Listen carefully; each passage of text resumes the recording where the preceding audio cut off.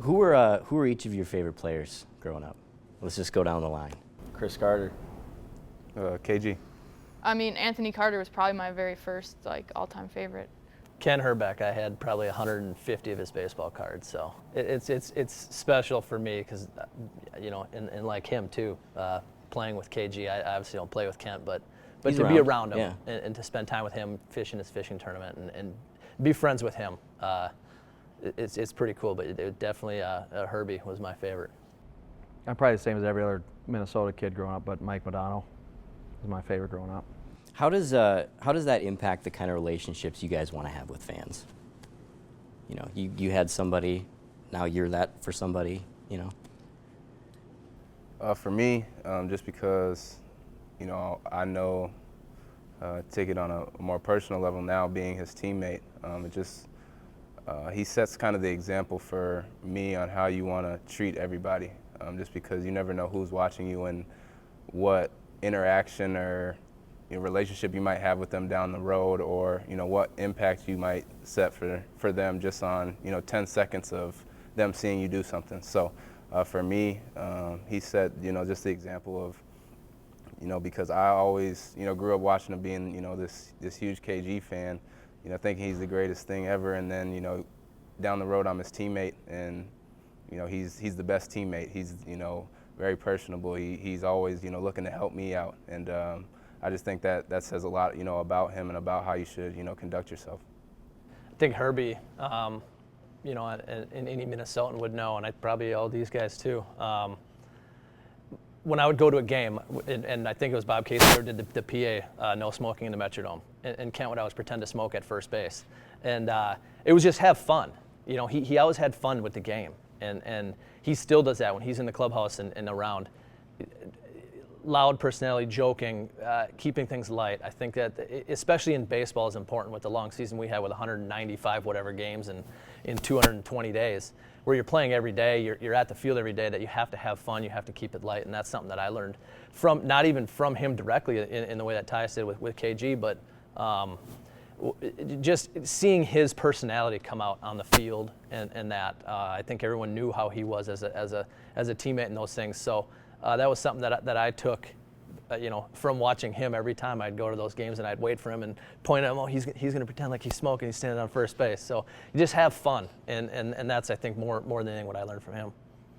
If fans could understand, how things are different from a fan's perspective versus an athlete's, like, you all grew up as fans. What do you know now that you have this perspective that you can only know by doing it? What it takes, other than the 2 or 3 hours of the game that you see, the time it takes to be great at your sport, top level, just the commitment in the weight room, the commitment in the film room, all of that goes into it. By the time there's a game, there's probably, I don't know how many hours of work that's come before that. So as a fan growing up, you just think, on Sundays the Vikings play, so all right, the rest of the week they're just chilling probably. Yeah, that's you the work best 3 job hours a week, ever. right? Yeah. So now you realize just how much the travel and all that, how much you have to really take care of your body to be able to keep doing that as a player. I think you realize that as you go. I think you hear it a lot, or I hear it a lot. People are like, oh, you have a 4-month off season, you're so lucky. But it's not really like that. I mean, the great ones are working all the time, and their off season is more important probably than the in season, because that's when the work gets done. That's when you get better, you make strides towards being the best player in any sport you can be. Now that you're all here playing for your hometown team, I'll ask you to imagine a scenario where you've got to leave, go play somewhere else. How hard or not hard would that be? I said it earlier. At this point, I wouldn't, and I'm very fortunate to be in that situation personally, that I can make that decision, with the family here and just the roots that I have here. I'm very lucky to not have to make that decision. So I'm glad I don't face the pressure that these guys do. So, it's like I said, I'm in a fortunate spot, but I wouldn't. I'm in the same. I probably wouldn't go anywhere else. I'm at the point in my career where probably either gonna be playing here or I won't be, I guess. So yeah, I'm here, and yeah, haven't thought about that. For you? I mean, You got your whole career. yeah, a ahead little of bit, you. different Right? situation for me. But I mean, yeah, so it's a little different situation for me.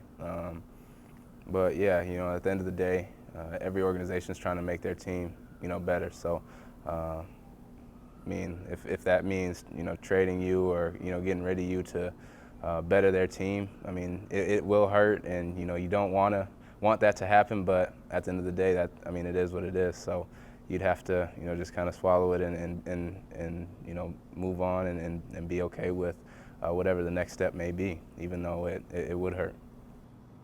Well, they've all kind of touched on it. I mean, it's at the end of the day, it's a business, and you know, for me, I'm still pretty early in my career, but the NFL and a lot of these sports it's you know, not a lot of people play in one spot their whole career.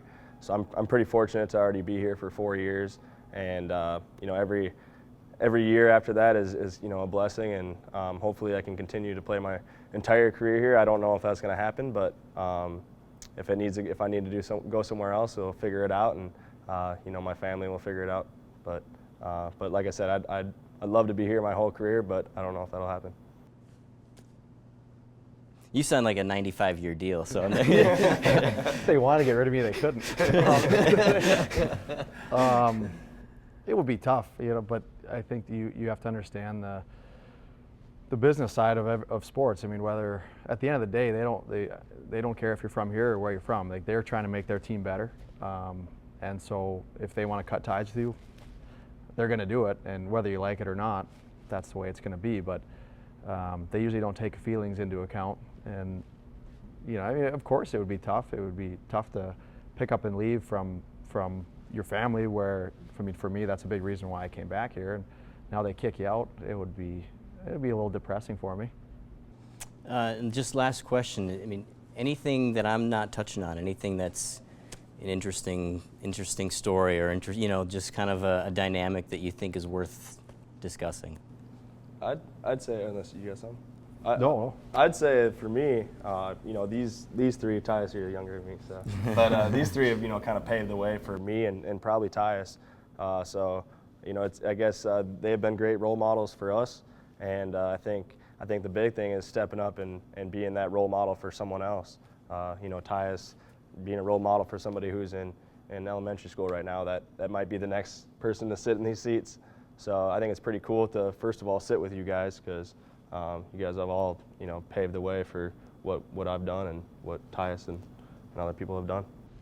I think it's great too how much, and I know we feel it too, and we do it, but how much one pro team here supports the other one. You know, I mean, our team is always, you know, we go to Vikings games being of the year, we go to Twins games, you know what I mean? So we're always supporting each other. We were watching the Lynx when they were playing, winning championships. It's great to you know, to have support from the other pro teams, and at the same time, I'm not leaving the Wolves out here. We're watching the Wolves too. Your seasons go the same time as us. We're watching you guys too. But you know, to be able to go to these guys' games too, as a group, as a team, we support them, and it makes it awesome. Very cool. Thank you all again for doing this. This was really fun for me, at least. I hope it wasn't a waste of your time. Thank you. But, Yeah, thanks.